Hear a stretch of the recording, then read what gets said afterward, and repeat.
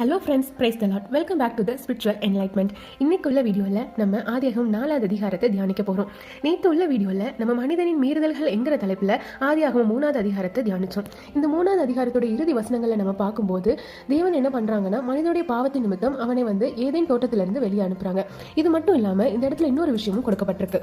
ஆதியாகமம் 3வது அதிகாரம் வசனம் 22 நம்ம வாசிக்கும் போது, பின்பு தேவனாகிய கர்த்தர், இதோ மனுஷன் நன்மை தீமை அறியத்தக்கவனாய் நம்மில் ஒருவரை போல ஆனான். இப்பொழுதும் அவன் தன் கையை நீட்டி ஜீவ விருட்சத்தின் கனியையும் பறித்து புசித்து என்றென்றைக்கும் உயிரோடு இராதபடிக்கு செய்ய வேண்டும் என்று அவன் எடுக்கப்பட்ட மண்ணை பண்படுத்த தேவனாகிய கர்த்தர் அவன் ஏதேன் தோட்டத்திலிருந்து அனுப்பிவிட்டார்.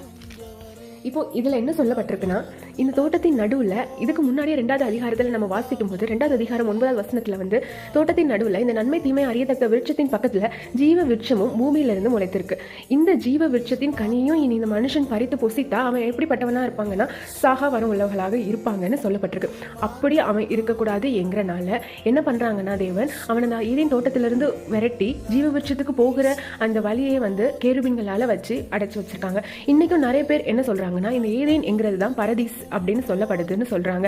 நம்ம செய்த பாவத்தின் மூலம் அப்பவே என்ன பண்ணிட்டோம்னா, இந்த ஜீவனுக்கு உள்ளாக நம்ம போகிற அந்த ஈஸியான வழியை நம்ம என்ன பண்ணிட்டோம்னா இழந்துட்டோம். அதனாலதான் இப்போ நம்ம பூமியில வாழ்ந்து இந்த தீமையில நம்ம பாவமான உலகத்துல வாழ்ந்தாலும் பாவத்துல ஒட்டாம அவருடைய கட்டளைகளுக்குள்ள வாழ்ந்து பாவமே இல்லாம பரிசுத்தவான்களாக இருந்தாதான் நம்ம என்ன பண்ண முடியும்னா, இனி அந்த ஜீவனுக்குள்ளாக பிரவேசிக்க முடியும். முதலாவது மனிதன் செய்த அந்த கீழ்ப்படியாமை என்கிற ஒரு பாவத்தினாலதான் என்ன வந்திருக்குன்னா, ஈஸியா நம்ம தேவனுக்குள்ள அந்த ஜீவனுக்குள்ள போகலாம் என்கிற அந்த வழியை நம்ம என்ன பண்ணிட்டோம்னா இழந்து இப்போ நம்ம இந்த பூமியில பலவிதமான பாடுகளை அனுபவிக்கிறோம். எப்படி ஒரு மீன் கடல்ல வாழ்ந்தாலும் உப்பு அதுல ஒட்டாம இருக்குதோ, அதே மாதிரி தான் பாவமான உலகத்துல தான் நம்ம வாழ்றோம். ஆனாலும் தேவனுடைய வசனத்தின் மூலமா நம்ம என்ன பண்ணணும்னா, இந்த பாவங்கள் நம்மள ஒட்டாதபடிக்கு, நமக்குள்ள இந்த பாவங்கள் வராதபடிக்கு நம்ம காத்துக்கொண்டாதான் இனிமேலும் அந்த ஜீவன் நமக்கு கிடைக்கும். இது ஆதியாகமம் 3வது அதிகாரத்துடைய இறுதியில நம்ம தியானிக்கிறது. இனி நம்ம ஆதியாகமம் 4வது அதிகாரத்தை தியானிக்கும் போது அதோடைய முதல் வசனங்கள் என்ன சொல்லப்பட்டிருக்குன்னா, ஆதாமும் ஏவாளுக்கும் முதலாவது காயின் பிறக்கிறாங்க, அதுக்கப்புறம் ஆபேல் பிறக்கிறாங்க. காயின் என்ன ஆகுறாங்கன்னா, நிலத்தை பயிரிடுகிறவர்கள் ஆகுறாங்க. காயின் ஆபேல் மந்தையை மேய்க்கிறவனாக மாறுறாரு. இப்போ என்ன ஆகுதுன்னா, இந்த காயின் அவருடைய நிலத்துல பயிரிட்டதுல சிலதை கொண்டு என்ன பண்றாருன்னா எங்க வைக்கிறாரு, தேவனுக்காக கொடுக்குறாரு, காணிக்கையா கொடுக்குறாரு. ஆபேலும் என்ன பண்றாங்கன்னா, அவங்களுடைய மந்தையில உள்ள தலையீற்றுகள் முதன்மையான கொழுமையாக உள்ளவைகளை நல்ல ஒரு பலன் கொடுக்கறத என்ன பண்றாங்கன்னா தேவனுக்காக காணிக்கையாக கொடுக்க வராங்க. நம்ம இங்க தியானிக்கும் போது 2 விதமாக இந்த அதிகாரத்திலிருந்து நம்ம புரிந்து கொள்ளலாம். முதல் விதம் என்னன்னா, அவர் நம்மை கவனிக்கிறவர், தேவன் நம்மை கவனிக்கிறவர். ஆதியாகமம் 4ஆம் அதிகாரம் 5வது வசனத்தை நம்ம பார்க்கும்போது, காயினையும் அவன் காணிக்கையையும் அவர் அங்கீகரிக்கவில்லை. அப்பொழுது காயினுக்கு மிகவும் எரிச்சல் உண்டாகி அவன் முகநாடி வேறுபட்டது. தொடர்ந்து நம்ம வாசிக்கும் போது, அப்பொழுது கர்த்தர் காயினை நோக்கி, உனக்கு ஏன் எரிச்சல் உண்டாயிற்று, உன் முகநாடி ஏன் வேறுபட்டது. இந்த இடத்துல காயினுடைய காணிக்கையை தேவன் அங்கீகரிக்காம போன உடனே காயினுடைய முகநாடி வேறுபட்டு அவருக்கு எரிச்சல் உண்டாகுது. அதையும் தேவன் என்ன பண்றாங்கன்னா கவனிச்சிருக்காங்க. அவருடைய காணிக்கையே தேவன் அங்கீகரிக்கல, ஆனாலும் அவனுடைய முகநாடி எப்படிப்பட்டதா இருக்குது அப்படின்னு கவனிச்சிருக்காங்க. இன்னைக்கு நம்மளையும் இந்த பூமியில வாழ்க்கிற ஒவ்வொருத்தரையும் நோக்கி தேவன் அவருடைய கண்கள்னாலே நம்மளை கவனிச்சு கொண்டே இருக்காங்க. நம்ம எப்படிப்பட்டவர்களாக இருக்கிறோம், நம்மளுடைய செய்கைகள் எப்படிப்பட்டதா இருக்குது, நம்ம உண்மை உள்ளவர்களாக இருக்கிறோமா, நீதி உள்ளவர்களாக இருக்கிறோமா, அவருக்கு பயந்துதான் நடக்கிறோமா, பொறாமை உள்ளவர்களாக இருக்கிறோமா, பிறர் மேல எரிச்சல் உள்ளவர்களாக இருக்கிறோமா, நம்மளுடைய உள்ளிந்திரியங்களை கூட தேவன் ஆராய்ந்து பார்க்கிறவங்களா இருக்காங்க. நம்மள ஒவ்வொரு நொடியும் கவனிக்கிற ஒரு தேவனாக நம்முடைய தேவன் காணப்படுறாங்க.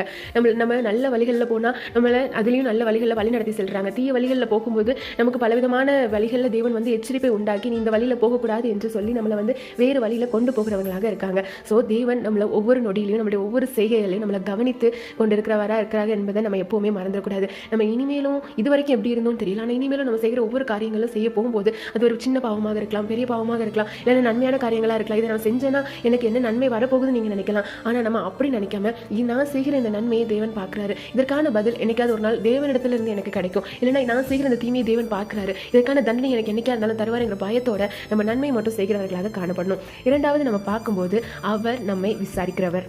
ஆதியாகமும் 4வது அதிகாரத்துல 9வது வசனத்தை நம்ம பார்க்கும்போது, கர்த்தர் காயினை நோக்கி, உன் சகோதரனாகிய ஆபேல் எங்கே என்றார். அதற்கு அவன், நான் அறியேன், என் சகோதரனுக்கு நான் காவலாளியோ என்றான். தொடர்ந்து வாசிக்கும் போது, அதற்கு அவர், என்ன செய்தாய், உன் சகோதரனுடைய ரத்தத்தின் சத்தம் பூமியிலிருந்து என்னை நோக்கி கூப்பிடுகிறது. தேவன் காயினுடைய காணிக்கையை அங்கீகரிக்காதனால ஆபேலுடைய காணிக்கையை மட்டும் அங்கீகரித்தனால காயினுக்கு கோபம் வந்தது மட்டும் இல்லை, அவன் என்ன பண்ணுறாருன்னா அவர் தன்னுடைய சகோதரனை கொலை செய்கிறாரு. தேவன் நம்ம ஆல்ரெடி தியானிச்சோம், நம்மை கவனிக்கிற தேவன். காயினுடைய முகநாடி வேறுபட்டதை கவனித்த தேவன் காயின் ஏன் கொலை செய்யும் போது அதை பார்க்காம இருந்திருப்பாரா? கண்டிப்பாக இல்லை. அப்படி கொலை செய்த உடனே தேவன் தன்னுடைய சத்தத்தை காயினுக்கு தோணிக்க பண்ணுறாரு. உன்னுடைய சகோதரன் எங்க, நீ அவனை என்ன செய்த? அவனுடைய ரத்தத்தின் சத்தம் பூமியிலிருந்து என்னை நோக்கி கூப்பிடுகிறதுன்னு நமக்காய் அவர் விசாரிக்கிறவராக காணப்படுறாங்க. இன்னைக்கு நீங்க நினைக்கலாம், எனக்காக இந்த உலகத்துல யார் இருக்காங்க? இல்லைன்னா நீங்க நன்மை செய்கிறனால சோதிக்கப்படலாம், நன்மை செய்கிறனால உங்களுடைய உற்றார் உறவினர்கள் நண்பர்கள் மத்தியில் நீங்க வெறுக்கப்பட்டவர்களாக காணப்படலாம்.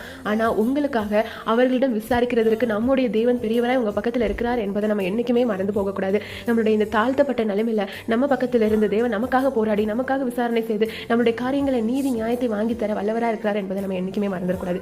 தொடர்ந்து இந்த அதிகாரத்தை நம்ம வாசிக்கும் போது காயினுடைய வம்ச வரலாறு வருது. அதுக்கப்புறம் 5வது அதிகாரத்துல ஆதாமின் சந்ததி ஒவ்வொன்றாக சொல்லப்பட்டிருக்கு. இனி தொடர்ந்து வருகிற நாள்லையும் நம்ம நாளைக்கு அடுத்த வீடியோவில் ஆதியாகமம் 5:6 என்ன சொல்லப்பட்டிருக்குங்கிறத தியானி. ஸோ இனி வருகிற நாட்களில் அவர் நம்மை காண்கிற தேவன் என்கிற பயத்தோடு, அவர் நம்மை விசாரிக்கிற தேவன் என்கிற நம்பிக்கையோடு அவர் மேலே பாரத்தை வைத்துட்டு நன்மை செய்து வாழுவோம். God bless you friends.